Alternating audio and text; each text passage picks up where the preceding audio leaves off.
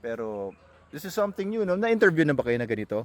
Ambush Tungkol- interview nga to, oo, Dok, eh. Kayo oo. lang nag-interview sa amin ng ganito. So, hindi niyo pa na-reveal yung mga ganyan sa Hindi ibang pa, Dok.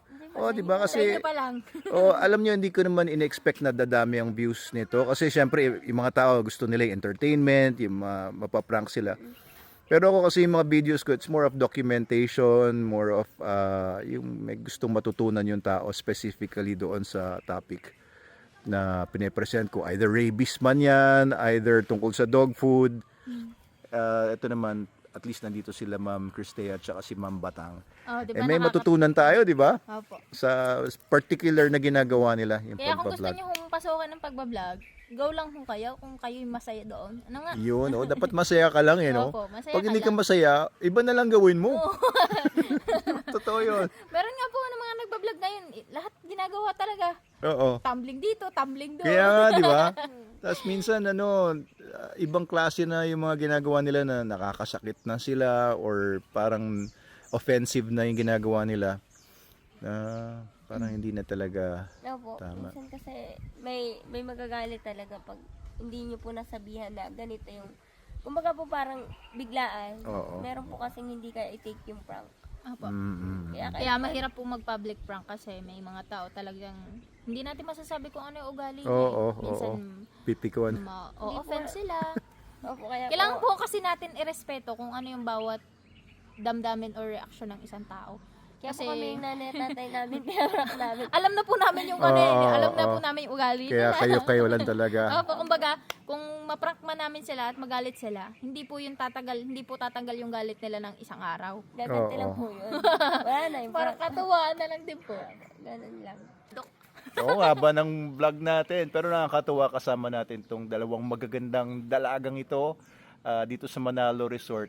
Actually, nandito sila dahil mag-graduate si Turon, yung golden retriever nila sa Manalo K9 Basic Obedience. Kaya dito na rin sila nagstay kagabi, nag-swimming sila dito sa Manalo Resort Hotel, nag-coffee sila sa Manalo Cafe. Kaya, ayan, Sa relaxing. sa mga taga rin ni Jose Rizal, lalong-lalo na ho din malapit sa Manalo Resort, pagka naghahanap po kayo ng liguan at kayo init na, pwede ho kayong tumalon doon sa swimming pool pagkakalaki.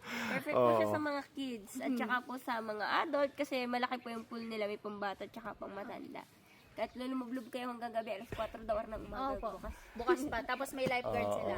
Tapos pagka nagugutom naman ho kayo, meron silang dito, Manalo Cafe, pwede ho kayong magkape at kumain. Masarap ho ang pagkain nila, hindi ho biro. Diba, Doc? Oo. Oo, diba? Sobrang sarap. So ito kasi sila Ma'am Batang tsaka si Ma'am Cristea. Mga brand ambassadors po namin sila sa Manalo K9. So yung dogs nila ang ginagamit ay Super Dog Nutrition, yung SDN natin. No, ginagamit nyo na yung Super Dog Soap. Ano pa ba mga ginagamit din? Super Dog Soap, Super Dog Shampoo, Oo. tapos SCN, Super Ay, kumusta Cat. naman yung paggamit nyo talaga? Honest to goodness na yung pagdating sa quality. Sa Dog, sa Super Dog Soap, at saka nakakatulong talaga yung Super Dog Soap sa mga aso ko, lalo na dun sa may kati-kati yung galis sa aso. Oo. Nakakawala po siya ng kati-kati talaga. Oo. Kasi na-experience ko po yun nung ang aso ko po ay nagkaroon ng mga skin allergies. Oo. Nililiguan ko po siya gamit yung Super Dog Soap na parang kulay red. Basta yun. Mm-mm. Yun, nakatulong siya para mabawasan yung pangangati niya, Dok. Tapos, Oo. bumabalik yung balahibo niya. Ayun. Eh yung sa dog food sa SDN. Ay, Dok, yun ang kinatuwa ko. Kasi, Oo. di ba, pinatrain ko sa inyo si Toron. Oo. Sabi ni Sir Fai, Oo. dapat Trainer. daw yung trainer ni Toron, dapat daw si Toron po ay magkakaroon ng homesickness kasi malayo sa sa parent niya, sa akin. Oo. Ay, Dok, food motivated eh. Oo. SD ang pinapakain. Sabi ko, dapat mamamayat yan, Sir Pai.